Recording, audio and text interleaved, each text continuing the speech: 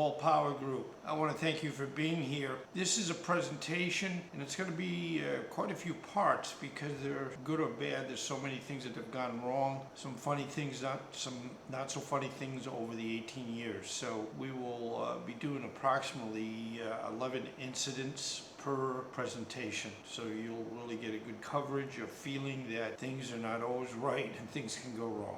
Okay, this will, again, I'm going to show you pictures of things that went wrong, and basically I will explain every one and what, the implications, why it happened, and what we needed to do to fix the problem. The number one picture, and we've talked quite a lot about needing to service your generator. This is a unit, 2005, kind of right after Wilma, that basically they felt because it didn't run very much or doesn't run very much, you don't need to service it. I was asked to look at this machine in 2017, right before Hurricane Irma, and this said it was in such condition, so rusty, what you're looking at is the oil filter. Didn't even try to get that off. It needed some parts, and basically it had been so rusted, I couldn't find any of the documentation that's on the generator, on the engine. They usually have the, of course, the serial number, which with the serial number, that is what you want to have when you order parts. Even though you know the model, it could be a little bit different. So you don't want to order any part for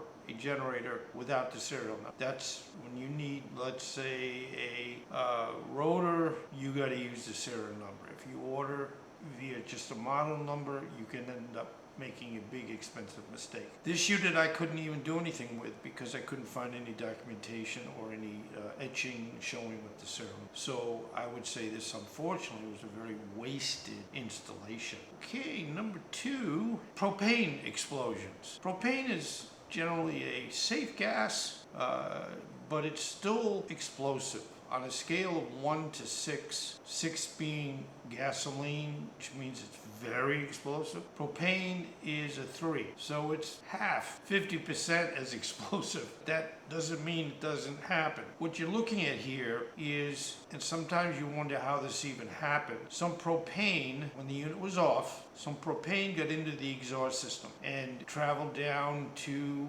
the muffler. And when that unit went to start up, it exploded, and as you can see, it exploded the muffler. I get a call from the customer saying, Jim, something just happened in my backyard. It sounds like somebody just shot off a rocket. So this is what I found. Really, other than what you're seeing, did even push the case out a little bit, but it was very fixable. And what we did is we replaced the gas regulator inside the generator. Evidently the demand regulator was just putting out gas when it was not supposed to. Okay, on these, and one of the problems I had with a fire in a generator down in Hollywood, the customer actually called the fire department. They really didn't need to do anything. They came out to the generator.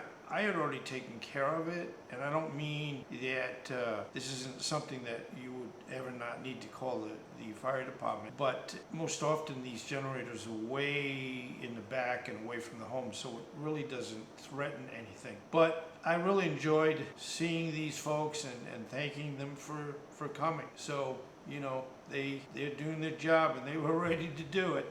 It's really good. Okay, moving on. Very fortunate pastime within my job is when I would go see generators, and most of them in backyards, and sometimes they would have one of my best friends in the backyard. I have many, many pictures of what makes my day when I meet a dog and they become my friend. For a while, I was even calling myself the Good Dog Ambassador, and I would post pictures on Facebook showing who I met and what their name was. So this is a fun little thing, and it was, again, the highlight of my day. Okay, as you can see, this is a terribly rusted unit. And this unit, that's with the cover off. So it is, surrounded with, a case, but we find, especially those that are near either the ocean, the intercoastal waterway, or, and you'll see another picture, by a chlorine pool. You have a pool, and basically because there's a breeze, wind, it basically picks up the chlorine. and it gets internally and it starts to eat everything up. This was still running, but there would be, issues of time when there were certain things that were so rusted that they would have to be replaced. The other thing that came up from time to time, and I said many times I wish I had witnessed this, and this is the transfer switch.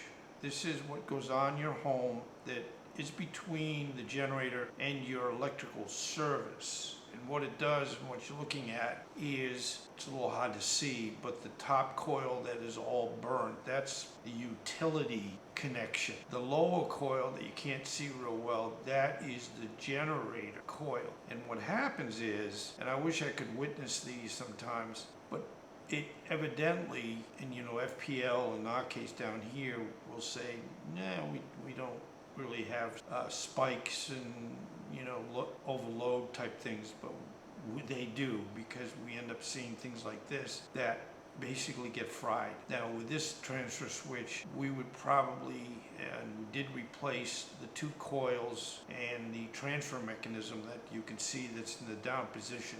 You can see the slight yellow connection plastic, and basically that's this would happen all the time, and it's really creepy. Now I'm not joking about this, but this was almost a home fire. These transfer switches were inside the garage, and this is just probably one of the worst things that's happened over the time that I've been a generator. I was taking care of this gentleman's generator, and we found that within one of these transfer switches, the one on the right, there was a plate that gets stripped, and it was a little loose. I ordered replacement parts, and unfortunately when they came in, they were wrong.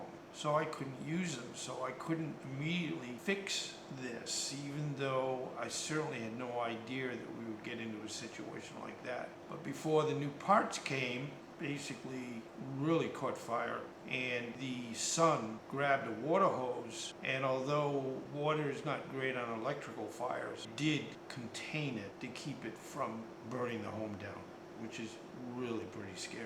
So you try to make sure that anticipate. Now, rats and all types of rodents love to chew electrical wiring, and in this particular situation we had where it wasn't running correctly, it was not putting out the right power, and you look for what you generally expect, but luckily, as you would say, kind of going down the rabbit hole, I basically saw that these wires had been chewed up, and I had to rewire it, and we're fine. The biggest thing you have to just keep an eye on are animals that basically just love to get into these units and basically destroy the wiring. Okay, talking about propane tanks for a minute, they are dated. They only have a life expectancy. They have a plate that say when they were basically produced and what type of tank they are. There's a difference between above ground tanks and below ground tanks. The above ground tanks are a little strong in reference to if somebody came up and hit that, probably wouldn't have a problem. But corrosion is really, really scary, and you'd find that you could end up having a leak, and you could have something, if somebody's in the area smoking or whatever, you could have an explosion, and that's again one of the scary things that can happen. This is humorous and certainly not intended to be mean. This gentleman, for some reason, just wanted to sit on that tank. I don't know exactly why, and it's been the only gentleman that wanted to be on a tank like this in all the time I've been in the generator business. And jokingly, I was afraid that he was saying, hey, I want to be buried with this tank. And we of course said, well, I don't think we're going to do that. So anyway, that's basically the whole presentation now. And again, we will be doing at least another 2 or 3 of these that show additional things that have happened. I want to thank you. This is Jim Whitehead, Power Expectations, and thank you very much. Really appreciate it.